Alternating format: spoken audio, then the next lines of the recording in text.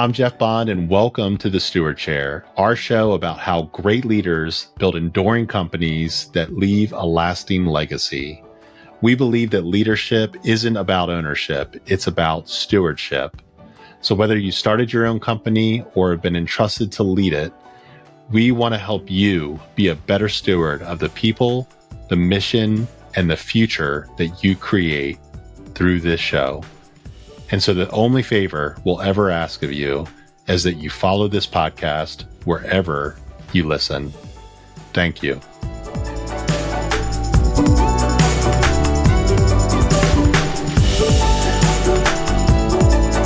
Before we jump into today's conversation, let me introduce you to someone whose leadership and legacy runs deep in the Atlanta health and wellness community. Leslie Zinn is the CEO of Arden's Garden, a beloved family-owned cold-press juice company with roots that trace back to her mother Arden's kitchen in 1993. What began with one juicer that she was pining over and a vision for spreading health has grown into a business with nearly 20 stores, 2 manufacturing plants, and partnerships across the Southeast in stores like Kroger, Publix, and Whole Foods. Leslie's story is one of unwavering purpose, generational values, and a radical commitment to accessibility, wellness, and people. From navigating the 1996 E. coli crisis that reshaped the juice industry and nearly put them out of business, to investing in employee housing as a pathway to generational wealth, her stewardship is bold, refreshing, and deeply personal, and I can't wait for you to be inspired by her. Let's get into the conversation. Leslie, welcome to the Steward Chair. Thank you. So glad to have you. I want to jump right in. For those that may not be as familiar with Arden's Garden, can you give us just a little bit of the founding story, fast forward to where you're at today? I know we'll cover a lot of the in-between during our conversation, but I think it would be helpful for our listeners just to have that snapshot. Absolutely. So my mother is Arden, and all my life, she was the biggest health nut you ever came across. So we're talking about the 60s and 70s. My mother was being super healthy, and she read about a juicer that she always wanted but couldn't afford. And finally, in 1993, 30 years after pining away for this juicer, she bought it. And she didn't have the money for it, so she did the all-American thing. She got out her credit card, and to make herself feel better, she called her friends and family and said, I bought this incredible juicer. I want to use it. If you guys want juice, I want to make it for you. And that's how we started. Here we are. It's our 30th anniversary this year.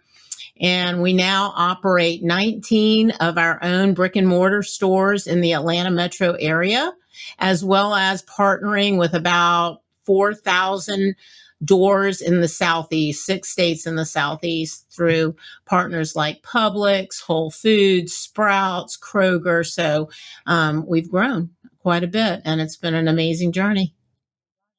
Well, it's been an incredible journey, and it's always amazing for me to be able to interview a leader of a company that I truly admire. I love your product, love your stores. Like, every experience I've ever had has been positive. I've been a juicer during my time, so really appreciate what you built over the years. Thank you.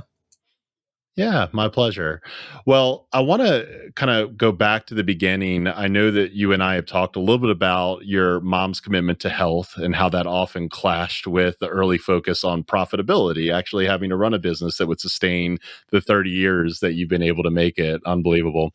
How did you learn to reconcile these two priorities with her in your business? And what has that taught you about long-term stewardship in business? So my mom was so committed to health that she wanted us not to process the juice in any way, shape, or form. So we would buy the fresh fruit, fresh vegetable, we would make the juice, and we would sell it. So that meant we had a shelf life of 4 to 11 days.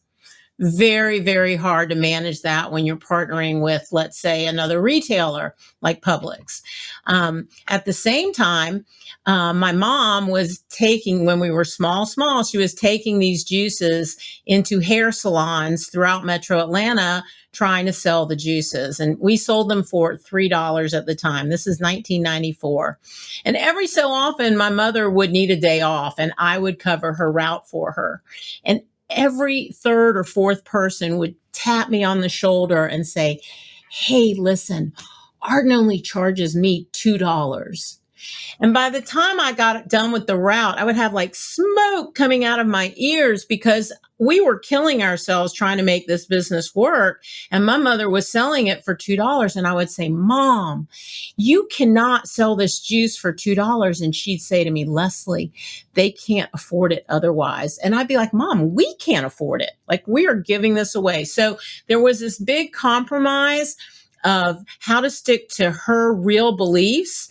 And like, the thing to understand about my mother, her currency in life was wellness. So she was so fulfilled. She didn't care what we were charging. She didn't care about the money. She just wanted to know that she was spreading health and wellness wherever we went.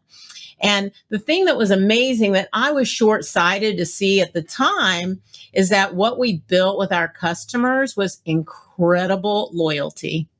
And that loyalty has served us the entire time that we have been open in so many ways. So I was short-sighted, and we followed her way for a very, very long time. Well, we continue to follow it today. But there was definitely compromises along the way on my part. I love what you said, that her currency in life was wellness. I think a lot of us have different measurements of what's enough in our lives. And I Absolutely. know that she was the godmother of fitness in Atlanta, and she has this amazing legacy that we'll kind of continue to dive into Sure. here. But did you realize that at the time, what the trade-off was for her, and how were you able to kind of push her past that tension of wellness being the main currency and realizing, hey, we got to Yeah. make a profit here? No, I never pushed her off of it. I just, on the back end, made sure that we were profitable. So I gave her like until the day that she moved out of her home, she had a freezer she had like not a garage, but one of those, carports. She had a freezer in her carport that she would put juice in that anyone in the neighborhood could just come and pick it up. It used to kill me, but I got our business to the point where it wasn't painful. We could accommodate that expense because it fed her need, and it was so amazing for us at the same time. So I never dissuaded her from from giving away wellness. That no. I love how honoring that is, and I'm sure your mom over the years appreciated the space that her family in business gave her to be who she was, Yeah, well, because we oftentimes. definitely rubbed for sure, but she got her way. She got her way on that one for sure. So when you did rub, I'm curious about Yeah. that, because I know whenever you get into business, there's personal ambition. We want to build wealth. We want to build our own legacy and impact on it. How did that tension shape your approach to leadership? Yes. So, um, I was very motivated to be profitable. And even if you're not motivated to be profitable, even if you just want to be sustainable and you want to give away wellness, you have to be profitable in order to be sustainable. So that's not a bad thing. Um, so there were times in our growth, specifically, we can talk about in 1996. There was a bad batch of juice that was made by another juice company, Odwalla. They're no longer around, so I don't mind saying them. And they were growing very fast. And they made a batch of juice that had E. coli in it. And they did a really good job of spinning the whole situation to say it wasn't a company problem, it was an industry problem, saying that they never knew E. coli could grow in an acidic environment like apple juice, which is what was contaminated. I would say in the next month, 98% of the fresh juice companies in the United States became pasteurized juice companies. I only know of us and one other company at that time that did not. I'm sure there were some smaller operators that didn't. And Kroger, who was one of our biggest retail partners at that point, said, if you do not pasteurize your product, we will not take it anymore. And as a businesswoman, I was like, let's pasteurize. It makes every business sense in the world. It gives you a longer shelf life. You can have more distribution partners, but pasteurization uses heat, and heat is the most damaging thing to fresh food, fresh juices. So my mom said no. And so we lost Kroger at that point as a partner. And as the business leader, because this is about, my brother was still in the company at the time, it was very painful, very, very painful to lose that partner. And I don't think I really understood it at the time. But again, going back to what I've learned since then, it sent the message to our customers that we were devoted to quality. We were devoted to health, and we were going to do it at the expense of more business. And so in 2002, the FDA mandated that you have a kill step, which is pasteurization or UV light, or now we used high pressure, which gives a much better product. But so we ended up having to do it just to continue to serve our partners. And then once we were able to offer a better option, which was pressure versus heat, we did so. But even when we switched to pasteurization, we heated it to the lowest possible temperature and the least amount of time so that we could provide the highest quality product. And that's something I learned from my mom. I would not have known that on my own, but it all came together to serve quality, provide wellness, and then also, abide by the regulations. So for me, I think those are defining moments in business. And what I really see here is that you talking about your customers now seeing that you meant business, that you were serious about the quality of your product over these kind of short-term pressures to change the way in which you deliver the product. Take us back to your boardroom and the time, or just the office where you were debating this, and how you talked about that as a family, and how you kind of got past some of those short-term pressures to make that decision long-term. And did you even realize that you were making a customer-centric decision at that point that would kind of build their loyalty towards Yes. your brand? There was no discussion. My mother mandated we were not pasteurizing. We were not. So we understood her. Look, we grew up with her. We knew where her passion and commitment lay. So we didn't fight it. Was it hard and scary?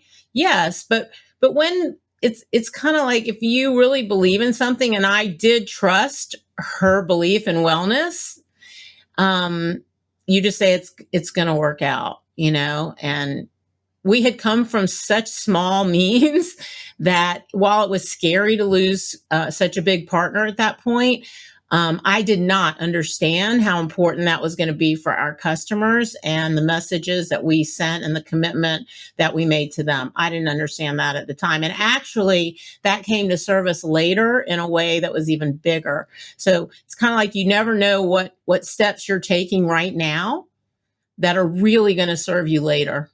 And it came to pass, in 2003. Yeah, I don't want to take our listeners back to the fact that you've been in business for now 30 years, Mm-hmm. and that was really a defining moment that Mm-hmm. could have changed everything. And I remember at one point too that one of the stores, was it Publix, kind of took you off the shelves Yeah. for a little while. Yes.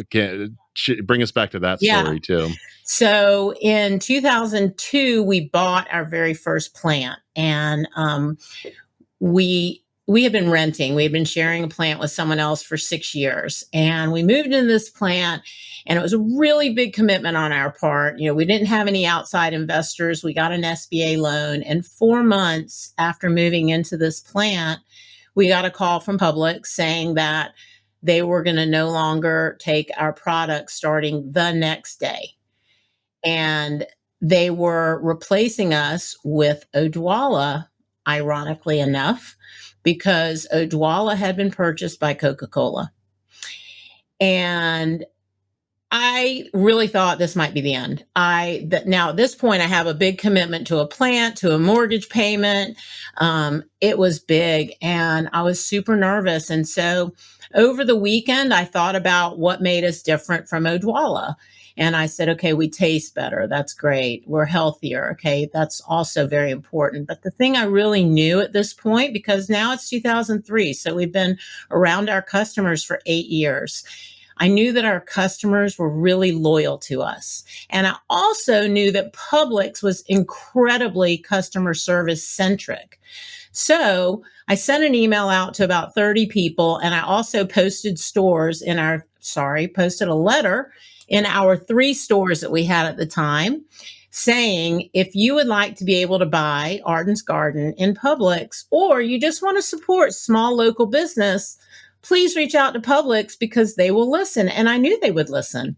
And people were very moved by that letter. And so many people reached out to Publix that not only did they bring us back into the 40 stores we were in at that point, but they said, we're going to bring you through the warehouse and you're going to get 200 more stores. So what started out to be the worst situation ever because of the customer loyalty and Publix's, adherence to customer service, it turned out to be the best situation for Arden's Garden. So it was just a full circle moment for us. I have to imagine at this point in your career, you started thinking there's something to our mission and our values and our purpose that is a driving force, is like a strategy for our business. And sometimes you discover that in the life-saving moments like that when you fear obsolescence and you're desperate to make a change. What were you feeling at that time in terms of just the connection you had to your stakeholders and what it meant to be more mission focused as a company? Well, I think we were always mission focused, not even knowing it. So when your main goal is spreading health and wellness and it's not making money, you're mission driven. And we didn't know it. Like I knew I had to make money in order to be sustainable, but having such a forward focused visionary, my mom, it colored everything. So there was nothing that we made that wasn't geared towards health. And I'm telling you, she loves some, and I to this day I have become my mom. We've made some things that maybe aren't so tasty, but they're really, really healthy for you. So I can't say that mission was ever out of the mix. What I can say is what I've learned more and more over time is what differentiates us is customer loyalty, is our relationship with our customers. We recently had a 60th birthday party for me, and it was free of charge. We did ask for a donation to a local nonprofit. If you wanted to, you could. We had so many people come out to support us. And when they come, they're just telling us, like, from a heartfelt position, how grateful they are for what we do for the community just by being open, just by locating our stores in underserved areas or providing healthy options that just aren't available anywhere. So that customer loyalty continues to feed us and we continue to feed them. And it's just a synergy that's just incredible. Yeah, I think a lot of business owners arrive at that point a little bit later. Maybe they're unconsciously conscious of the fact that they're a mission or values Yes. driven company. And then they realize how integral it is to their success and how the loyalty around their customers is based on that and what sustains them over time. And so I always like to hone in on those stories. And I think there's one in particular that I'm most interested in unpacking, which is your journey into food deserts Okay. began almost accidentally and evolved into kind of a core strategy. So Yes. take us back to how that happened and how it shaped your view on accessibility as a form of stewardship Yes. and as a strategy for your Yes, business. absolutely. So back to when we bought our first plant, we bought in an area of Atlanta. It's called East Point, which is south, very close to the airport, definitely an underserved food desert. And we bought there because it's all we could afford. And the building that we bought had everything that we needed. We needed floor drains, we needed coolers, we needed freezers. It had that. So we bought it. I grew up in Atlanta. I had never set foot in East Point. I was very nervous. I was afraid. It didn't have a good reputation. And we didn't have any extra money either. We didn't have money to put a sign on the front of the building. In fact, the building had the previous tenants' painted sign on it for a while. But what we did have is we had our trucks parked out front and they said Arden's Garden. And unbelievably, people from the neighborhood just started showing up and knocking on our front door and saying, "Hey, can we come buy juice here?" And at first, we would run to the big cooler and bring whatever juice they wanted. And then that was really disrupting our day. So then we brought a fridge, a small little, merchandiser to the front office and put the juices in there. We had a little cookie tin it was all cash. And after a while, we said, gosh, we need to build a store. We need to get rid of these offices in the front, but there's just so many people coming in. And so at the very end of 2004, beginning of 2005, we built a store in the front of that plant. And by 2010, that was our number one store out of all of our stores. And we couldn't believe it. Like, it was so shocking to us. And what it taught us was that people that live in underserved areas need to have access to fresh and healthy food. And if you provide that access, they will come and support you. So our last 4 stores have been located all in food deserts. And the response has been incredible. Our number 2 store is one of those stores. And the other 3 have been open less than a year.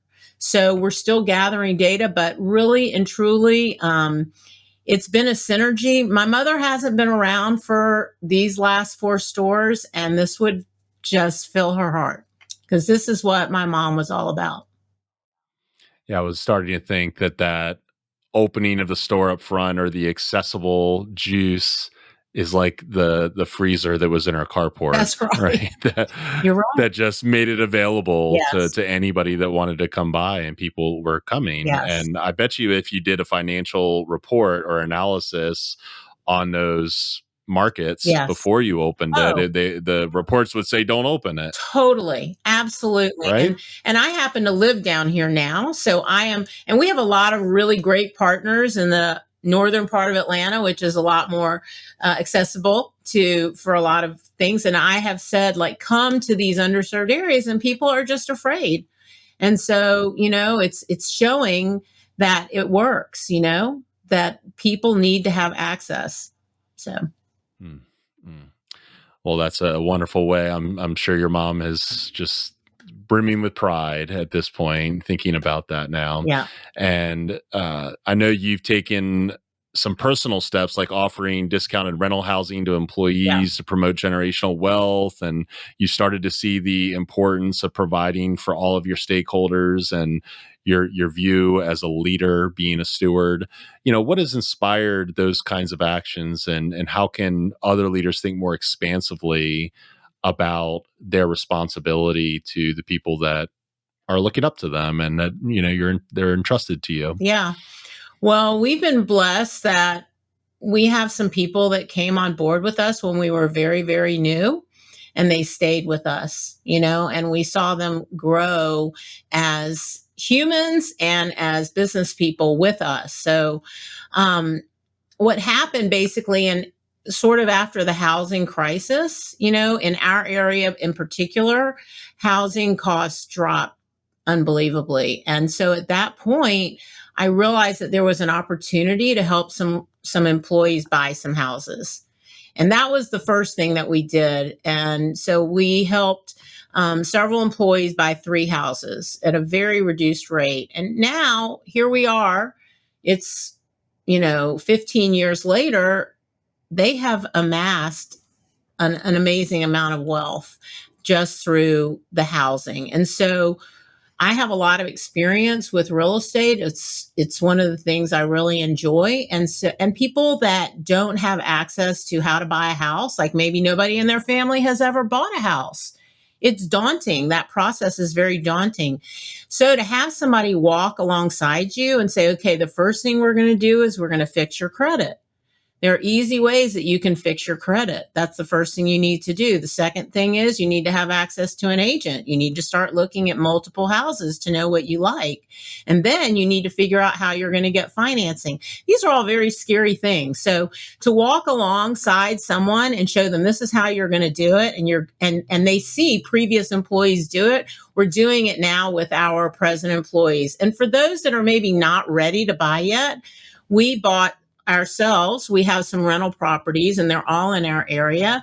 And we felt that this is a way that we can support our employees just as they're supporting us. So we give them a reduced rent so that they can live in the area and be successful. So it's a win-win for everybody. And my hope and dream is that every person that joins our team has the opportunity to buy a house, because that truly is the way that people develop generational wealth. Where do you think that comes from? Just that desire to help people in that way, beyond just your pure responsibilities to run a business. Well, all of those people that bought in 2008, they're still with me.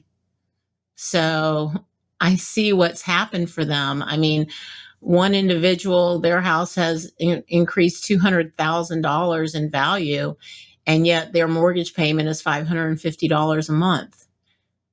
So you see that and you say, what impact can I have for other people? And we're in a completely different state now. Housing's very expensive and interest rates are expensive. So it's more difficult to navigate, but it's not unnavigatable. You still can follow the process, and you can still, because housing will continue to increase and you can refinance when things go down in price. And so we do the work now so that we're ready when the time is appropriate to purchase. Well, I think as business owners, we all know the cost of turnover Oh, and how that loyalty yes. just has really benefited your business. And it wasn't why you did it in the first place, but No. it certainly has been the outcome. Yes, definitely.